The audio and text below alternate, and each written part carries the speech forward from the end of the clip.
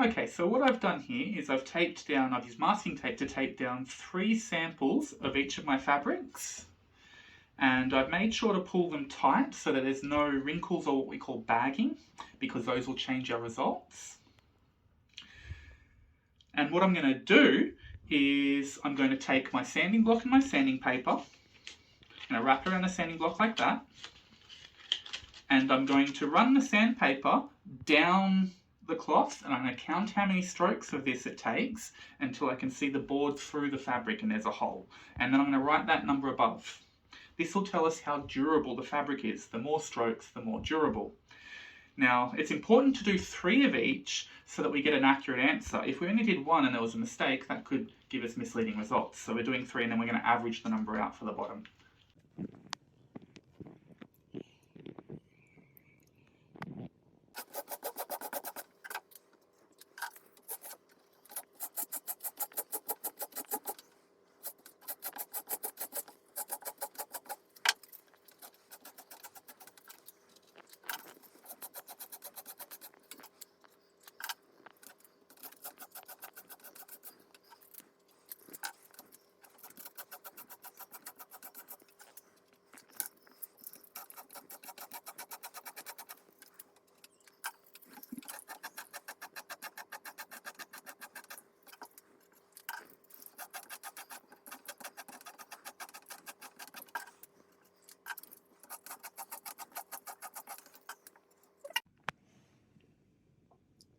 We do notice that we got fairly consistent results apart from 2.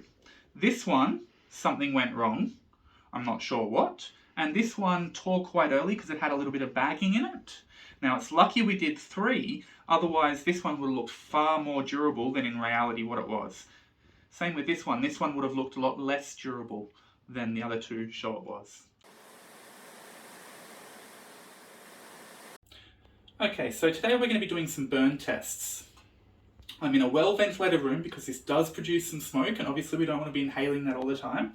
I've got a enamel tray so that it can't light on fire and it can't spread. And just in case it does, I've got a supply of water to put out any spot fires. What I'm going to do is I'm going to take each of my 3 fabric samples and I'm going to use pliers with rubber grips so that they don't burn my hands. And I'm going to hold them over a flame once it's lit, and I'm going to record what colour the flame is. I'm going to move it away and I'm going to record what colour the flame is. I'm going to record what's left, so the residue or the burnt ashes, and I'll record what the colour of the smoke was and what it smelt like, okay? And I'm going to do that for each of my samples.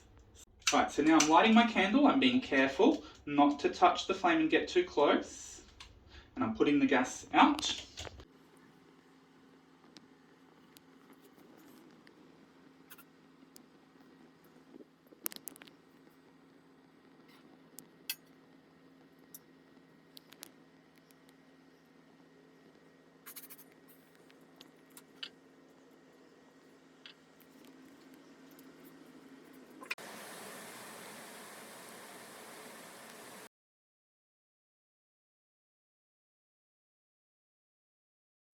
Alright, so we're doing a drape test today.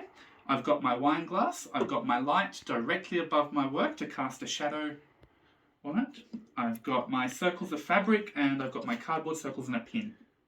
So what I'm going to do is I'm going to pin these cardboard circles to the centre of the fabric. Now I've already marked the centre of the fabric, so I'm going to take my pin, I'm going to put it through the centre of my cardboard circle, which has a hole through it. I'm going to put that through the centre of the fabric, being careful not to get my fingers. And then I'm going to put my other cardboard on top. This will hold it flat on the top to make sure it sits flat so we're only getting the drape of the fabric. Then I'm going to put this onto my glass. I'm going to make sure that's centered, and then I'm going to move my glass to the center of the circle. Now you can tell it's the center of the circle because if you check around the outside, it'll be the same distance from the edge. That circle is the same size as my cardboard circle. As you can see, it's cast a shadow. Now what I'm going to do is I'm going to take my pen and I'm going to draw around that shadow